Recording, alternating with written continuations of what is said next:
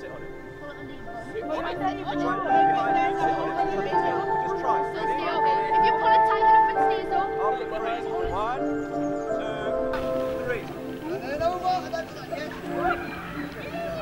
The community was set up by Richard Taylor, Damilola Taylor's father, and Ian Levy when their children were murdered a long time ago. What we're doing now is we're trying to branch out and bring in more and more of the stuff for the young people. I remember there being a knock, and then my mum and dad just came upstairs and they were crying. They didn't see me, but they were like, my mum was like crying and she was on the floor. That's all that I remember. And then the next day, there were police over and I was having my cereal. And then my mum and dad said that they're going to the cemetery place to see if they found my brother or not. And they said that hopefully it wasn't him. And they just came back and then they were just crying. How old was Godwin? 16. 16. It's the first weekend in initially a 12-month programme. We've got, I think it's 11, really inspirational young people. We're going to be doing some team building stuff. We're going to be exploring who they are, how they relate to what they've been through, and we'll be exploring what they want to do with this project. How are you doing? I'm good. I'm looking forward to this. This weekend is a beginning of a great journey. I'm hoping to take away something that makes me feel like I've never given up ever, and I never will give up. I'm here because of my brother. His death was quite brutal. I mean, they had like looped a chain around their hands, and they was punching him in his head until he died. I mean, I've known Bill since his brother Bob was murdered, which was 7, how long ago? 2007, yeah. Wow. I think a lot of people are not afraid to talk about it, but people like cringe when they hear that something's happened to someone, something so tragic has happened to someone, so they may not want to go into detail, but sometimes it's okay to do that, and I think today was like the most fitting time, or this morning was the most fitting time for us to actually be able to do that. My friend was killed in Walthamstow in East London. When they said CJ was killed, it was like, can't be the same person, like it can't be him. And when we got back, it was like that was when it really hit. Well, nearly 10 years ago, this October, it's going to be 10 years since I lost my dad.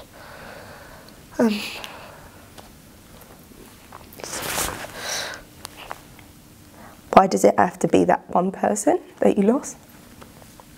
But your story can help someone else. I think your story can help someone else.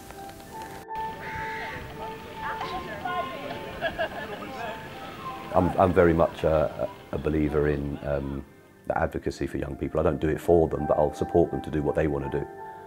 And that's what this weekend is about, is how do they want to tell their story. We think there's a lack of voice for the young people who've been bereaved. And what we're trying to do is bring the young people together to generate their own plan, their own strategy.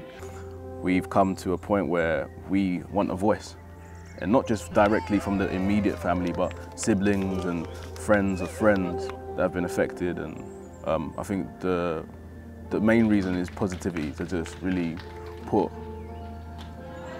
our voices on a platform where people can actually understand why we want to change our neighborhoods where we live and certain things that happen around us. And we are here to give on a positive note, and also on an unfortunate note that we've lost a lot, and we're trying to gain by never losing again.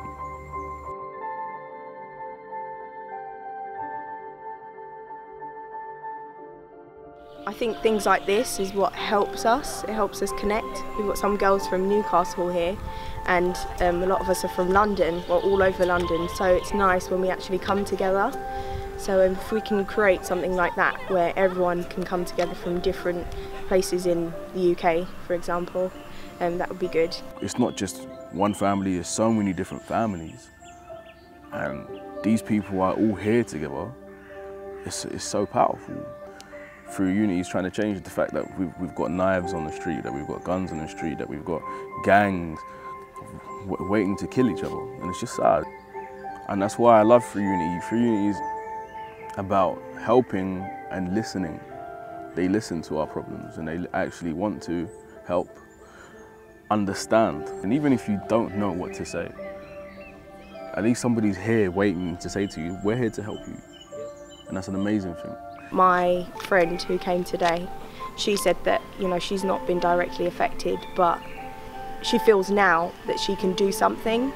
She doesn't know how, but she just wants to be there, she wants to help, she wants to be a part of something big.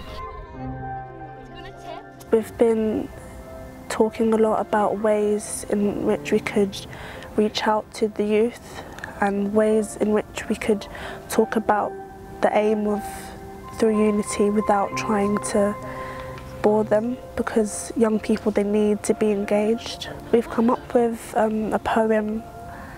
It talks about all the stuff that gangs think are acceptable, but if you read it backwards, it shows young people that these things aren't acceptable. And we talk about family, because family is seen as a central thing in most people's lives.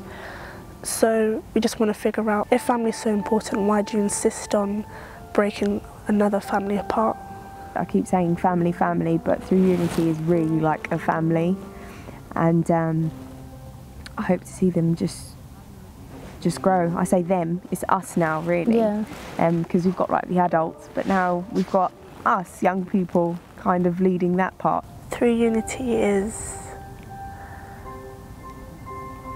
it's basically a home away from home for me, because they've really helped me through really tough times. So, yeah.